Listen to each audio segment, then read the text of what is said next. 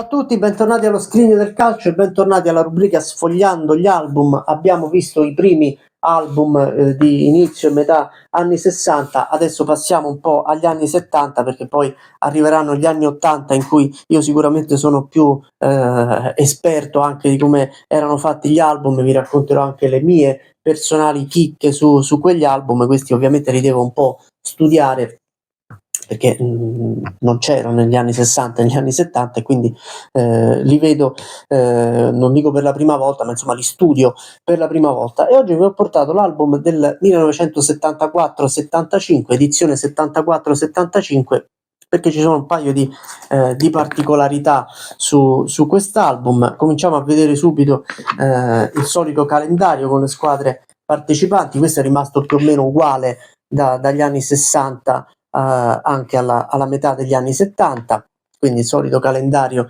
delle partite. Qui c'è la particolarità di avere ad esempio Ternana e Varese in Serie A, non erano certo degli abitué della serie, adesso le andremo anche a vedere. Addirittura qui c'è il regolamento del gioco del calcio che viene indicato nella prima pagina.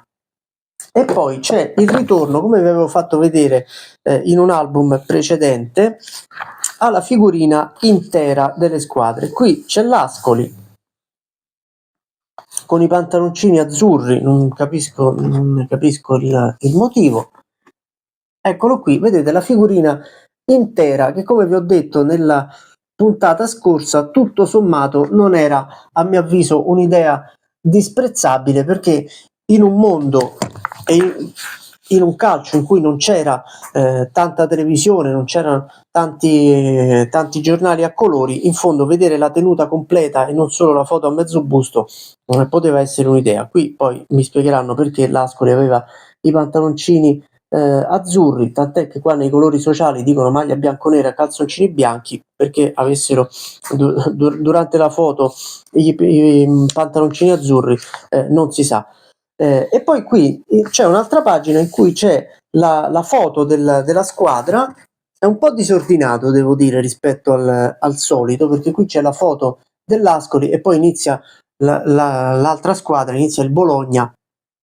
Successivamente non era messo tutto nella stessa pagina o nelle classiche due pagine come sempre, e qui continuano in basso anche le varie regole. Questo non era male, le regole del gioco del calcio, i palloni, il terreno di gioco, diciamo, veniva un po' spiegato tutto nei dettagli. Qui c'è anche le tifoserie, adesso cambio pagina così vi faccio vedere anche altro. Qui ad esempio Cagliari e Cesena, ci sono delle foto delle tifoserie che anche potevano essere interessanti ed erano una novità rispetto al passato. Vi faccio vedere la Lazio, campione d'Italia in carica, era stata campione d'Italia ovviamente nella stagione precedente, nel 74, nel 73-74. Eccola qui la Lazio con il tricolore sul petto, con lo scudetto sul petto. Questa è la Lazio 74-75 che si fregia dello scudetto vinto l'anno prima. E qui anche in questo caso c'è la foto della squadra, eccola qui, con la foto parziale, diciamo così, della tifoseria dello stadio olimpico. C'è ovviamente anche, più che lo scudetto, c'è una sorta di mascotte con lo stadio, visto qui faccio vedere il Milan con lo stadio ovviamente disegnato, stadio di San Siro disegnato.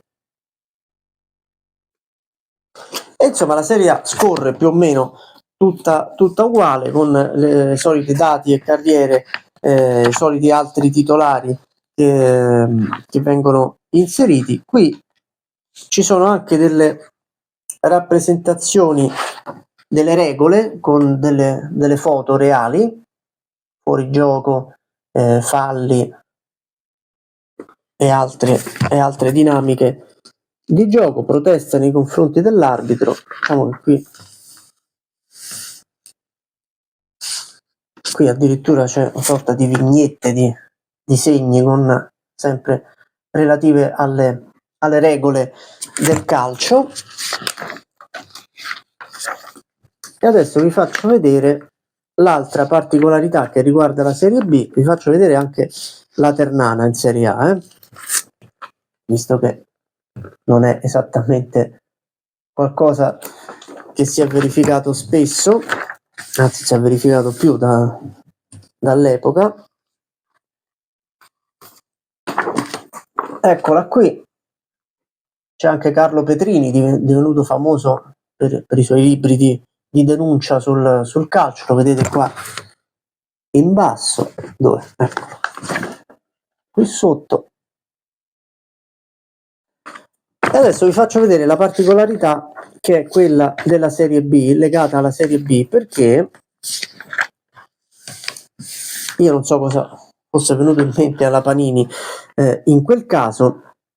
Anche qui un po' disordinato nella composizione, perché le figurine sono minuscole della Serie B, sono a 4 giocatori, quindi 4 giocatori per figurina, e ci sono addirittura 3 squadre su ogni pagina. Volevano fare meno pagine dell'album, non lo so. Intanto il calendario è scritto piccolo piccolo, che vedete qui sopra.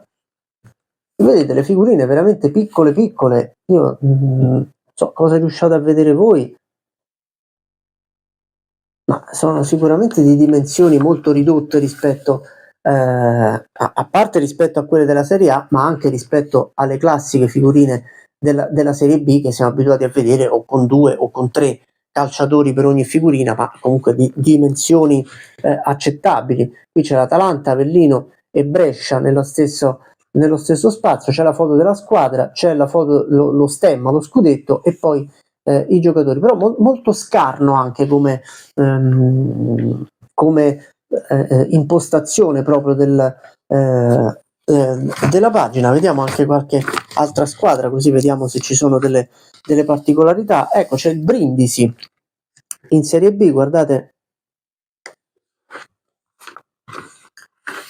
una rarità, il Brindisi, che purtroppo oggi è relegato non solo in Serie D, ma anche con una valanga di punti di penalizzazione che non credo gli permetterà di salvarsi dalla retrocessione in eccellenza. Guardate questo giocatore Aldo Sensibile, che poi è un giocatore anche non proprio sconosciuto, che era del 47, quindi qui siamo nel 75, non aveva neanche 30 anni, ma sembra mio nonno. Non so cosa si riesca a vedere, anche come è cambiato proprio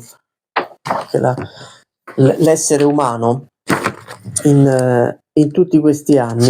C'è il Genoa in Serie B, ci sono Palermo, Parma, Perugia, Pescara, Reggiana, San Benedettese. Qui sono veramente tante squadre per ogni pagina, una Serie B messa in maniera un po' particolare.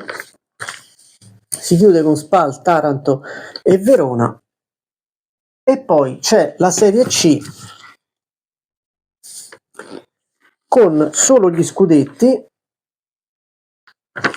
Adesso vediamo se anche qui c'è qualche squadra particolare. Intanto ve li faccio vedere, vi faccio vedere il girone A della Serie C. Vedo il Monza, il Padova, vedo l'Udinese e il Venezia, vedo l'Empoli. Guardate, qui vi faccio vedere qualcos'altro. L'Empoli, il Pisa, il Lecce, il Bari, squadre anche importanti relegate in Serie C. Vedete anche qui piccolini. E vediamo come si conclude. Addirittura c'è il Cinzia Genzano in Serie C. Genzano, uno dei paesi dei famosi castelli romani. E queste sono le squadre partecipanti al campionato di Serie D. Io gli darei un'occhiata per vedere più che altro qualche nome di qualche squadra. Prendiamone qualcuno a caso intanto c'è la Carrarese, vedo addirittura in Serie D, c'è l'Ancona denominata Anconitana, e insomma questo c'è il Cosenza, insomma sono squadre della Serie D. E questo è l'album 74-75, che si conclude con la classica richiesta, poi il classico bollettino da riempire per richiedere le figurine mancanti. Poi ragazzi, dalla prossima settimana partiamo con gli anni 80, l'inizio degli anni 80, e vedremo le differenze. Inizierà il calcio un po' più moderno, un'era un po' più moderna, e vedremo tutte le differenze tra un album e un altro, perché inizieranno ad esserci davvero anche tra un album e l'altro notevoli differenze. Mi raccomando, iscrivetevi al canale, tanto è sempre gratis, lasciate like, commenti, è gratis pure quello, e ditemi che ne pensate di questa rubrica e di quali album volete vedere nelle prossime settimane. Ciao a tutti.